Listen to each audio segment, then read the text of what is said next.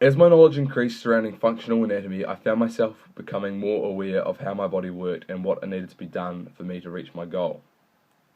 I learnt that as my hand entered the water, my wrist and my elbow followed, and my arm extended to the starting position of the propulsive phase.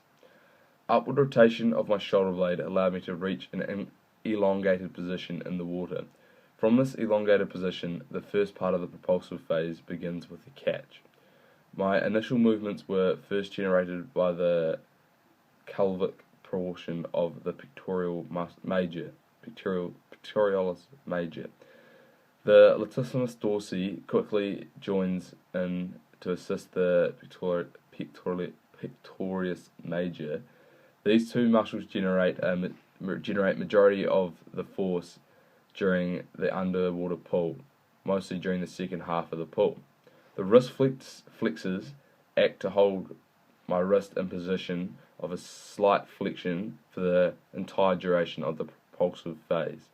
At the elbow, my elbow flexors, the biceps brachii and brachialis begin to contract at the end of the catch, gradually taking the elbow from full extension into approximately a 30 degrees flexion. During the final portion of the propulsive phase, my triceps act to extend my elbow, which brings my hand backward and upward to the surface of the water, thus ending the propulsive phase.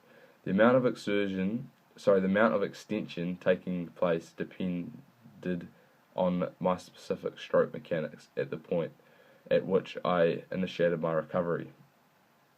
My deltoid and my rotator cuffs were the primary muscles active during the recovery phase, functioning to bring my arm and hand out of the water near my hips and return them to an overhead position for a re-entry into the water.